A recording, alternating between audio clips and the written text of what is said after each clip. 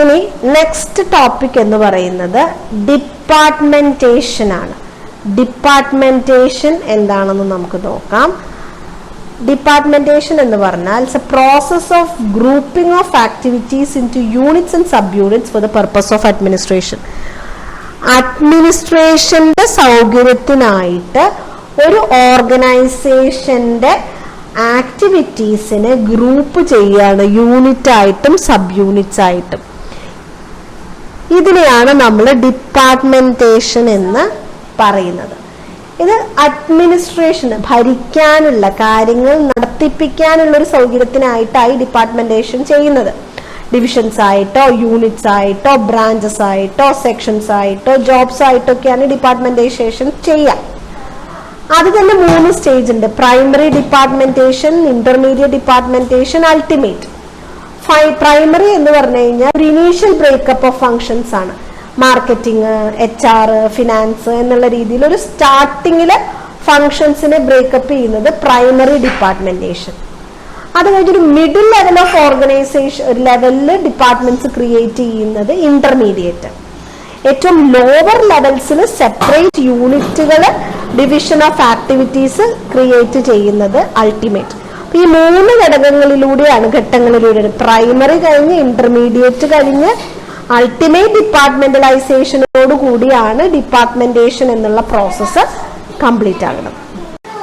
ഇനി methods of ഡിപ്പാർട്ട്മെന്റേഷൻ എന്ന് പറഞ്ഞാൽ നമ്മൾ പല രീതിയിലാണ്, പല മെത്തേഡുകളുണ്ട്. 5 മെത്തേഡ്സ് ആണ് in general. By functions, departmentation on the basis of function, departmentation on the basis of products or service, departmentation on the basis of project team, on the basis of location and by customers. ഇങ്ങനെ 5 methods of ഡിപ്പാർട്ട്മെന്റേഷൻ ഉണ്ട്. 2 അപ്രോച്ചുകൾ ഉണ്ട്. Top down അപ്രോച്ചും bottom up അപ്രോച്ചും.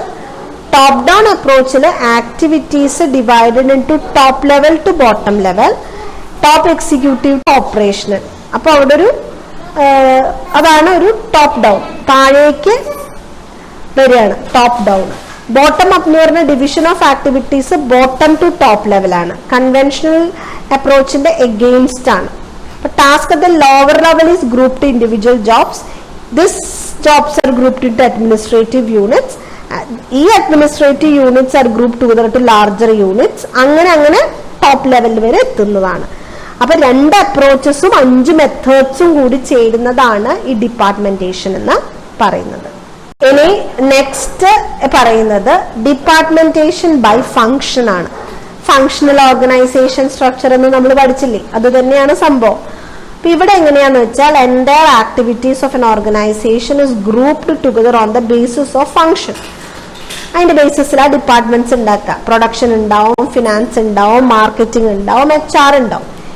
All departments are under the charge of A specialist. Functional organisation എന്നീ പറയണത്. ഈ organisation grow ചെയ്യുന്നതിനനുസരിച്ചിട്ട് primary ഡിപ്പാർട്ട്മെന്റ്സിന് വീണ്ടും different secondary departments ആയിട്ട് ക്ലാസിഫൈ ചെയ്യും. ഇപ്പൊ സെയിൽസ് ഡിപ്പാർട്ട്മെന്റ് എന്ന് പറഞ്ഞതിനെ അതിനെ മാർക്കറ്റിംഗ് ഡിപ്പാർട്ട്മെന്റ്, അതിനെ വീണ്ടും ഡിവൈഡ് ചെയ്ത് marketing research department, advertising department, അങ്ങനെയൊക്കെ. അപ്പൊ ഇതൊരു പോപ്പുലർ ഫോം ഓഫ് ഡിപ്പാർട്ട്മെന്റൈസേഷൻ ആണ്. ഇതാണ് ഈ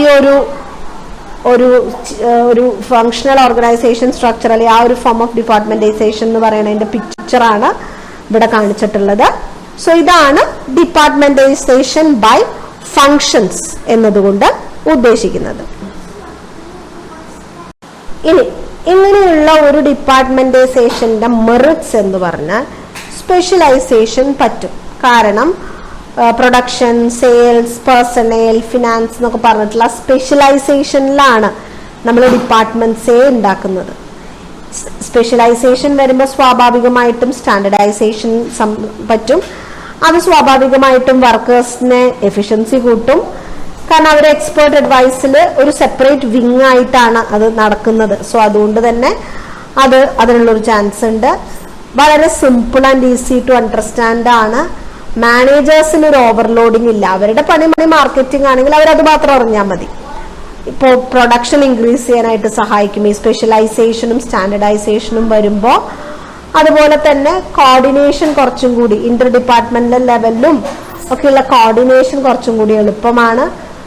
ഒരു ഫ്ലെക്സിബിൾ ടൈപ്പ് ഓഫ് സ്ട്രക്ചർ ആണ്. There is A large four expansion. ഇതൊക്കെയാണ് ഈ ഒരു ഫങ്ഷണൽ ഓർഗനൈസേഷൻ സ്ട്രക്ചർ അല്ലെങ്കിൽ ഡിപ്പാർട്ട്മെന്റൈസേഷൻ ബൈ ഫങ്ഷൻസിന്റെ മെറിറ്റ്സ്. ഇനി ഡിമെറിറ്റ്സ് അല്ലെങ്കിൽ ലിമിറ്റേഷൻസ് എന്ന് പറയുന്നത് functional organisation structure violated the principle of unity of command. കാരണം അതൊരു വലിയ പ്രശ്നമാണ്. പല ആൾക്കാരുടെ കയ്യിൽ നിന്ന് ഇപ്പോൾ ഒരു ഫിനാൻസ് ഡിപ്പാർട്ട്മെന്റിലെ ഒരു എംപ്ലോയിക്ക് മറ്റ് സ്പെഷ്യലിസ്റ്റ് HR-ന്റെയും സെയിൽസ് മാനേജറിന്റെയും പേഴ്സണൽ മാനേജറിന്റെയും ഒക്കെ ഇൻസ്ട്രക്ഷൻസ് കേൾക്കേണ്ടി വരും. അപ്പൊ അവരുടെ ഒരു ലൈൻ ബോസിന് പുറമെ ഒരു എക്സ്പേർട്ട് സ്പെഷ്യലിസ്റ്റിന്റെ കൂടി കമാൻഡ് അവർക്ക് കേൾക്കേണ്ടി വരും എന്നുള്ളത് കൊണ്ട് അത് അവർക്കൊരു എപ്പോഴും അതൊരു യൂണിറ്റി ഓഫ് കമാൻഡ് എന്നുള്ള ആ ഒരു ഇത് വയലേറ്റ് ചെയ്യും.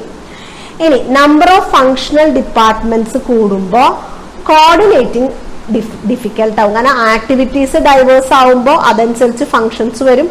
ആ ഫങ്ഷൻസ് അനുസരിച്ച് ഡിപ്പാർട്ട്മെന്റ്സ് വന്നു തുടങ്ങിയാൽ ഓവറോൾ കോർഡിനേഷൻ ബുദ്ധിമുട്ടാവും. ഫങ്ഷണൽ മാനേജർ എപ്പോഴും വോട്ടെവർ, അതൊരു ഫിനാൻസ് മാനേജർ ആയിക്കോട്ടെ, HR മാനേജർ ആയിക്കോട്ടെ, Hoover it be, they tend to create his or her own boundaries and thinks about ആ ഒരു കൺസേൺ ഡിപ്പാർട്ട്മെന്റ് ഓൺലി. അപ്പൊ ഒരു ഹോളിസ്റ്റിക് വ്യൂ മാറി കിട്ടും. കാരണം എന്റെ ഡിപ്പാർട്ട്മെന്റ് ഞാന് അങ്ങനെ ഒരു ഇത് വരും. സോ അപ്പൊ അതൊരു ഓവറോൾ ഓർഗനൈസേഷന്റെ ഒരു സിസ്റ്റം അപ്രോച്ചിന് നേരെ വിരുദ്ധമായിട്ട് വരും. സ്പെഷ്യലിസ്റ്റ് പലരുണ്ടാവും ഈക്വൽ റാങ്കില്. ഒരു ഫിനാൻസ് മാനേജറും HR മാനേജറും അതുപോലെ തന്നെ പ്രൊഡക്ഷൻ മാനേജറും ഇവരെല്ലാം ഈക്വൽ റാങ്കിലുള്ള സ്പെഷ്യലിസ്റ്റുകളാണ്. അവനവൻ പിടിക്കുന്ന മുതലിൽ 3 കൊമ്പ് എന്നുള്ളൊരു അവസ്ഥയായിരിക്കും. അവരുടെ പേഴ്സണാലിറ്റി അങ്ങനെയാണെങ്കിൽ പരസ്പരം ചർച്ച ചെയ്ത് സ്മൂത്ത് ആയിട്ട് പോവുകയാണെങ്കിൽ ഫൈൻ, അല്ലെങ്കിൽ അത് കോൺഫ്ലിക്ട്സിനുള്ള കാരണമാകും. ഇനി decision making on A single issue വരുമ്പോഴും പല ഫങ്ഷണൽ മാനേജേഴ്സിനോടും കൺസൾട്ട് ചെയ്യേണ്ടി വരും. അപ്പൊ ഡിസിഷൻ മേക്കിംഗ് ഡിലേ ആവുമെന്ന് മാത്രമല്ല, അതാത് സ്പെഷ്യലിസ്റ്റുകൾ അവരവരുടെ സ്പെഷ്യലൈസേഷന്റെ കാര്യങ്ങളെ കുറിച്ച് ബോധർ ചെയ്തിട്ടായിരിക്കും പലപ്പോഴും ആ ഇഷ്യൂവിൽ ഇടപെടുക, അല്ലെങ്കിൽ അവരുടെ ഒരു വ്യൂ പോയിന്റിൽ നിന്നായിരിക്കും. സോ അവിടെയും ഒരു ഹോളിസ്റ്റിക് അപ്രോച്ച് മാറും. അതുമാത്രം അവിടെയും ഡിസിഷൻ മേക്കിംഗ് വൈകും. പിന്നെ ഒരു വർക്കർ പലരുടെ കയ്യിൽ നിന്നും ഓർഡർ കിട്ടുമ്പോൾ എല്ലാ ബോസുമാരോടും അയാൾക്കൊരു അക്കൗണ്ടബിലിറ്റി വരും. അത് വർക്കേഴ്സിന് ബുദ്ധിമുട്ടാണ്. Overlapping of authority, division of റെസ്പോൺസിബിലിറ്റിയിലെല്ലാം അത് പ്രശ്നങ്ങൾ ഉണ്ടാക്കും. സോ അവസാനം കുറെ പേര് ഒരു കാര്യം പല രീതിയിൽ പറയുമ്പോൾ അവസാനം ഒരു വർക്കർ എന്ന നിലയിൽ എന്ത് വരും? അവർ ചിലപ്പോൾ ഒന്നും ചെയ്യാതെ ഇരിക്കും, അല്ലെങ്കിൽ സ്വന്തം ഇഷ്ടത്തിന് ചെയ്യും. So that can create A problem. ഇനി ജോഗ്രഫിക്കൽ സെൻട്രലൈസേഷൻ ഒക്കെ ആവശ്യമുള്ള തരം ഒരു ഓർഗനൈസേഷൻ ഒക്കെ ആണെങ്കിൽ അവർക്ക് പ്രോഡക്റ്റ് ലൈൻസിലൊക്കെ എംഫസൈസ് ജിയോഗ്രഫിക്കൽ സെൻട്രലൈസേഷൻ ഒക്കെ ആവശ്യമാണെങ്കിൽ അവിടെ നമ്മൾ ഇത്തരം ഒരു ഓർഗനൈസേഷൻ സ്ട്രക്ചർ ഗുണം ചെയ്തു എന്ന് വരില്ല. ഇനി നെക്സ്റ്റ് ഒരു ടൈപ്പ് എന്ന് പറയുന്നത് ഡിപ്പാർട്ട്മെന്റേഷൻ ബൈ പ്രോഡക്റ്റ് ഓർ സർവീസ് ആണ്. ഒരു വലിയ ഓർഗനൈസേഷൻ, ഒരുപാട് ടൈപ്പ് ഓഫ് പ്രോഡക്ട്സ് ഉള്ളത്. അപ്പൊ അങ്ങനെയൊക്കെ വരുമ്പോൾ നമ്മൾ നേരത്തെ പറഞ്ഞിട്ടുള്ള ഈ ഫങ്ഷണൽ മെത്തേഡ് ഫലവത്താവില്ല. അപ്പൊ പ്രോഡക്റ്റ് ലൈനിന്റെ ബേസിസിൽ സെപ്പറേറ്റ് ചെയ്ത് സ്പെഷ്യൽ പ്രോഡക്റ്റ് മാനേജേഴ്സിന് ഓരോ പ്രോഡക്റ്റ് ലൈനും ചാർജ് ആക്കി കൊടുക്കും.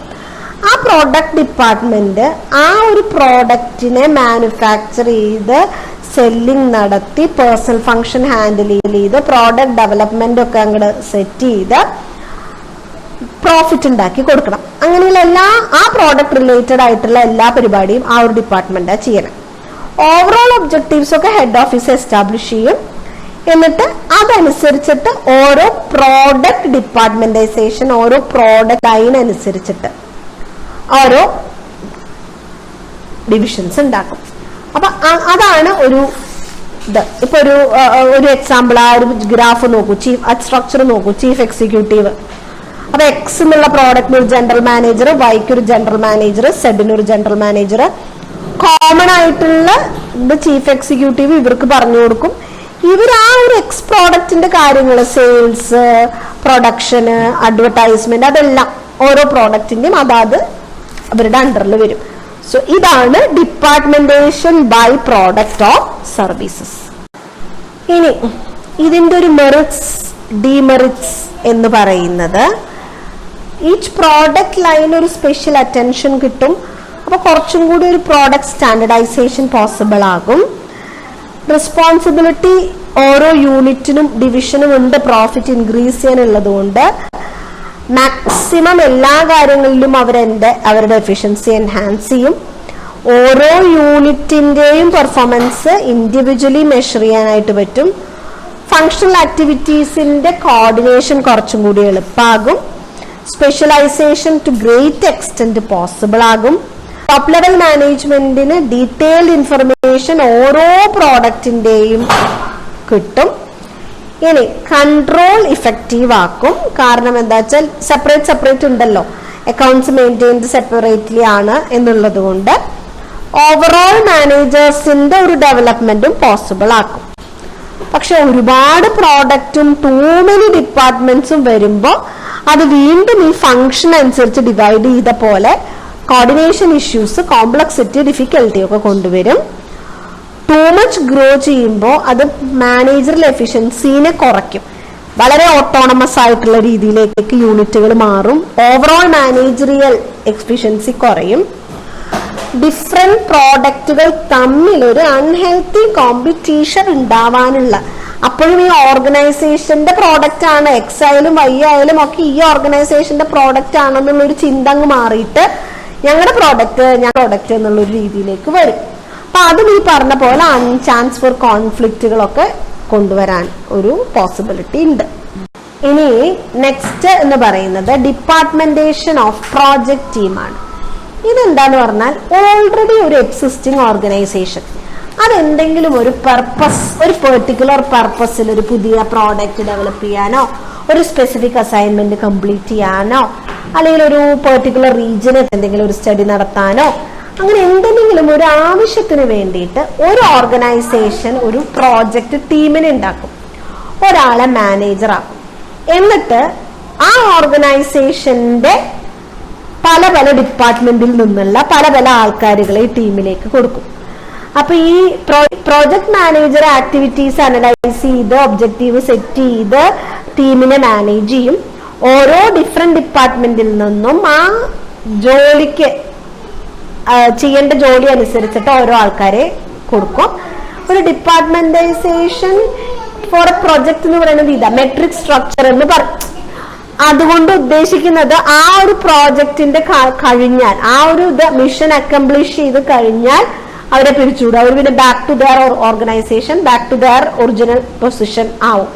സോ അത് താൽക്കാലികമായിട്ട് ഒരു പ്രോജക്റ്റിന്റെ കംപ്ലീഷന് വേണ്ടിയിട്ട്, ഒരു മിഷൻ അച്ചീവ് ചെയ്യാൻ വേണ്ടിയിട്ട് ഒരു ഓർഗനൈസേഷനിൽ നിന്ന് തന്നെയുള്ള പല ആൾക്കാരെ എടുത്തൊരു ടീമാക്കുന്നതിനാണ്, ആ രീതിയിലുള്ള ഒരു ഡിപ്പാർട്ട്മെന്റൈസേഷനെയാണ് നമ്മൾ പ്രോജക്ട് ടീം അല്ലെങ്കിൽ മെട്രിക് സ്ട്രക്ചർ എന്ന് പറയും. നെക്സ്റ്റ് ടെറിട്ടോറിയൽ അല്ലെങ്കിൽ ലൊക്കേഷണൽ ഡിപ്പാർട്ട്മെന്റൈസേഷൻ ആണ്. അപ്പൊ ഇത് എന്താന്ന് പറഞ്ഞാൽ ഈ ഓർഗനൈസേഷൻ ഒരു ഏരിയയിലോ ഒരു റീജിയനിലോ മാത്രം ഒതുങ്ങി നിൽക്കുന്നതല്ല. ഒരു മൾട്ടിനാഷണൽ കമ്പനിയാണ് വിചാരിക്കും. സോ വേൾഡ് വൈഡ് അവരുടെ ആക്ടിവിറ്റീസ് അത്രയും ഡിസ്പേഴ്സ്ഡ് ആണ്. അപ്പൊ ഏരിയ വൈസ് ഗ്രൂപ്പ് ചെയ്യുക, ടെറിട്ടറി വൈസ് ഗ്രൂപ്പ് ചെയ്യുക, ഓരോ ഏരിയയിലും ഒരു എക്സിക്യൂട്ടീവിന്റെ ചാർജിൽ കൊടുക്കുക. അതാണ് എളുപ്പം ചെയ്യാവുന്ന ഒരു രീതി.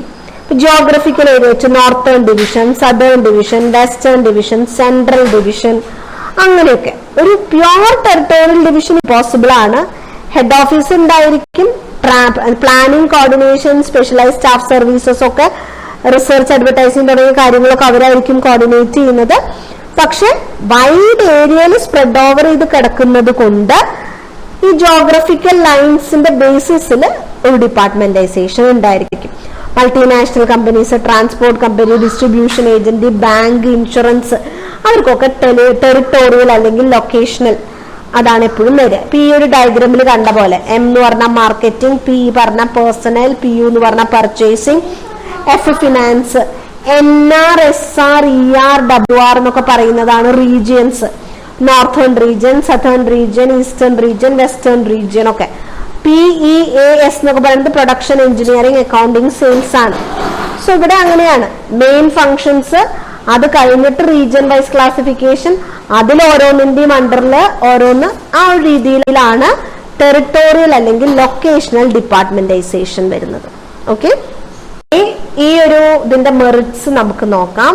ഈ ടെറിട്ടോറിയൽ ഇപ്പോ ഇതിൽ ഗുണം എന്താ വെച്ചാൽ ഡിഫറെന്റ് റീജിയൻസിന്റെ നീഡുകളിൽ കോൺസെൻട്രേറ്റ് ചെയ്യാൻ പറ്റും. റീജിയണൽ വൈസ് ആൾക്കാർക്കും റീജിയണൽ വൈസ് പ്രോഡക്റ്റിനും റീജിയണൽ വൈസ് ഒരുപാട് വ്യത്യാസങ്ങൾ ഉണ്ടാവും. ഈവൻ കൾച്ചറൽ ഡിഫറൻസസ് വരെ ഉണ്ടാവും.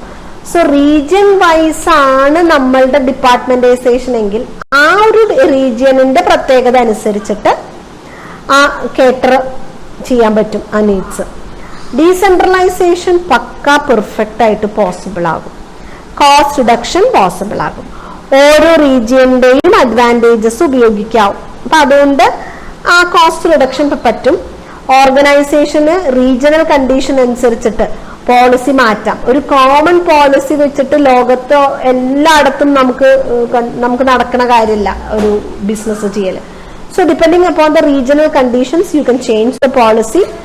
Profit of each area ascertain ചെയ്യാം. ഏത് ഏരിയയിലാണ് സെയിൽസ് ടൂ മച്ച് ഒക്കറിംഗ് എന്നറിയാം. സോ നമ്മൾ കോൺസെൻട്രേറ്റ് ചെയ്യേണ്ട ഏരിയ ഏതാണ്, ഇതൊക്കെ അറിയാനായിട്ട് പറ്റും. പെർഫോമൻസ് ഓഫ് ഓരോ യൂണിറ്റ് മെഷർ ചെയ്യാം. പിന്നെ മാനേജേഴ്സിന് അതായത് ഏരിയ വൈസ് ആയതുകൊണ്ട് അവരുടെ ഏരിയയെ ബന്ധിപ്പിക്കുന്ന ഡിസിഷൻസും ആക്ഷൻസും ഒക്കെ വളരെ പ്രോംപ്റ്റ് ആയിട്ട് ലോക്കൽ കണ്ടീഷൻസിന്റെ അടിസ്ഥാനത്തിൽ അവർക്ക് എടുക്കാൻ പറ്റും. സോ ഇതൊക്കെയാണ് മെറിറ്റ്സ് ഈ ഒരു മെത്തേഡിന്റെ. നെക്സ്റ്റ് വരുന്നത് ഡിമെറിറ്റ്സ് ആണ്. ഏറ്റവും വലിയ ഡിമെറിറ്റ് എന്ന് പറഞ്ഞാൽ വലിയൊരു സെറ്റപ്പാണ് ഈ ഒരു റീജിയണൽ വൈസ് എന്നുള്ളത്. അപ്പൊ അതനുസരിച്ച് ജോബിനുള്ള ആൾക്കാരുടെ ആവശ്യമുണ്ട്. പിന്നെ ഡ്യൂപ്ലിക്കേഷൻ ഓഫ് ഫംഗ്ഷൻ ആണ്. ഓരോ ഏരിയയിലും HR, ഫിനാൻസ്, മാർക്കറ്റിംഗ് ഇതൊക്കെ ഏരിയ വൈസ് അങ്ങ് ഡിഫറെന്റ് ആയിട്ട് ചെയ്യേണ്ടി വരികയാണ്. അപ്പൊ ഡ്യൂപ്ലിക്കേഷൻ വരികയാണ്. മെയിൻ്റനൻസ് കോസ്റ്റ് കമ്പാരിറ്റീവ്ലി, കാരണം ഇങ്ങനെ ഒരു സംവിധാനത്തിനെ നിലനിർത്തിക്കൊണ്ട് പോരൽ എളുപ്പമല്ല. അങ്ങനെ മെയിൻറ്റെയിൻ ചെയ്യാനുള്ള കോസ്റ്റ് വളരെ കൂടുതലാണ്. കോർഡിനേഷൻസ്, ഒരു യൂണിറ്റിലെ കോർഡിനേഷൻ എളുപ്പമാണെങ്കിലും റീജിയൻ വൈസ് ഓവറോൾ കോർഡിനേഷൻ വളരെ ബുദ്ധിമുട്ടാണ് ടോപ്പ് മാനേജ്മെന്റിന്. ഹയർ കോസ്റ്റ് ഓഫ് ഓപ്പറേഷൻ വരും and control due to duplication of certain function. ഇപ്പൊ നോർത്തേൺ റീജിയൻ ആയാലും സൗത്തേൺ റീജിയൻ ആയാലും HR ഫംഗ്ഷൻ ഒരുപോലെയാണ്. അപ്പൊ അത് ചിലപ്പോ രണ്ടിടത്തും ഡ്യൂപ്ലിക്കേഷൻ വരും. നോർത്തേൺ റീജിയൻ ഒരു HR വിങ്, സദേൺ റീജിയൻ ഒരു HR വിങ് എന്ന് പറയുമ്പോൾ there is a chance for duplication and അത് ഓട്ടോമാറ്റിക്കലി കോസ്റ്റ് ആൻഡ് ഓപ്പറേഷൻ കൂട്ടും.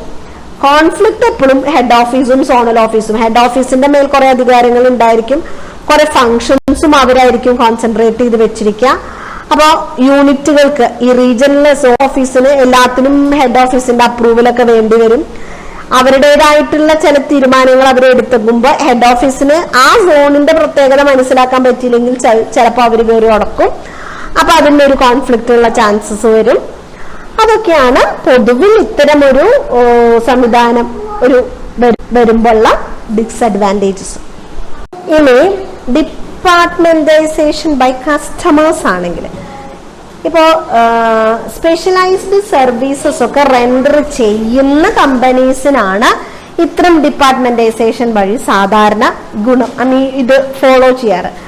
അതായത് അവർ കസ്റ്റമേഴ്സിനെ ലാർജ് കസ്റ്റമേഴ്സ്, സ്മോൾ കസ്റ്റമേഴ്സ് എന്നുള്ള രീതിയിലുള്ള ഒരു departmentisation, rich poor customers, industrial others, male female, basis of income, basis of age, അങ്ങനെയുള്ള പല രീതിയിൽ കസ്റ്റമേഴ്സിനെ ഡിവൈഡ് ചെയ്തിട്ട് ആ ഒരു ടൈപ്പ് ഓഫ് ഓർഗനൈസേഷൻ സ്ട്രക്ചർ ആയിരിക്കും. ആ ഒരു സബ് ഡിവിഷൻ ആ ഒരു കസ്റ്റമേഴ്സിനെ ഡീൽ ചെയ്യാനായിട്ടുള്ള എന്നുള്ള രീതിയിലായിരിക്കും ഡിപ്പാർട്ട്മെന്റൈസേഷൻ.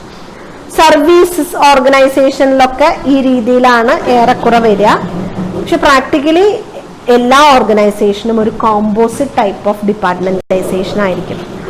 ഫങ്ഷണലും പ്രോഡക്റ്റും ലൊക്കേഷണലും പ്രോജക്റ്റും എല്ലാം കൂടി കമ്പൈൻഡ് ആയിട്ടുള്ള ഒരു രീതിയാണ് ഇൻ പ്രാക്ടീസ്. ഇതിൽ ഏതെങ്കിലും ഒരു രീതി മാത്രം കസ്റ്റമേഴ്സിന്റെ മാത്രം അടിസ്ഥാനത്തിലോ അല്ലെങ്കിൽ നമ്മളുടെ ഏരിയയുടെ മാത്രം അടിസ്ഥാനത്തിലോ ഒന്നും പറ്റില്ല.